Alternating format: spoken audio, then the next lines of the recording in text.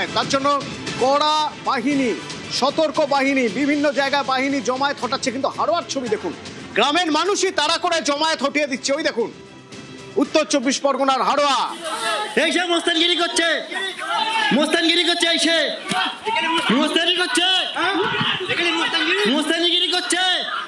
এই পালাচ্ছে, পালাচ্ছে, পালাচ্ছে, পালাচ্ছে, পালাচ্ছে, পালাচ্ছে, স্যার পালাচ্ছে। দাঁড়াও, দাঁড়াও, এই মোস্তান আইছে, এই সে মোস্তান, এই ভিডিও কর, এই মোস্তান পালাচ্ছে।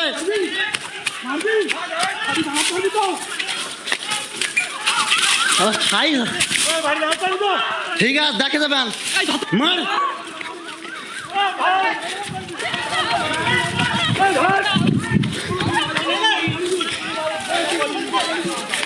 জিয়াউল আছে আমার সঙ্গে। জিয়াউল, এটা কোথাকার ঘটনা? তার এরা কারা যারা জমায়েত করছিল?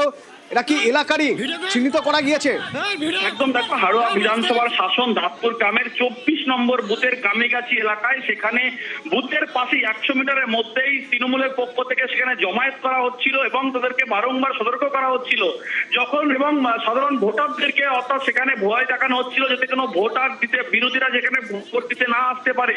এবং এই জমায়েত করাকে কেন্দ্র করে এলাকার মানুষ এবং আইএসএফ তারা কিন্তু জড়ো হয়। তারপরে কিন্তু এই যারা অবৈধ জমায়েত করেছিল বুথে 100 মিটারের কাছেই তাদেরকে একেবারে তাড়া করে। পরবর্তীকালে পুলিশ ফোর্স গিয়ে, কেন্দ্রীয় বাহিনী গিয়ে তাদেরকেও সেখান থেকে তাড়া করে, এলাকা ছাড়া করে। কিন্তু যেভাবে বুথের 100 মিটারের মধ্যে অবৈধ জমায়েত এবং সেখানে ভোটারদেরকে হুমকি, ভোট যাতে দিতে না আসে তার জন্য হুমকি দেওয়া হচ্ছিল, তারপরেই এলাকার মানুষ, গ্রামবাসী এবং আইএসএফ তারা কিন্তু সেখান থেকে তাড়া করে এলাকা ছাড়া করে, ফলে যথেষ্ট উত্তেজনা ছড়ায় এই 24 নম্বর বুথ এলাকায়। অতনু, ধন্যবাদ।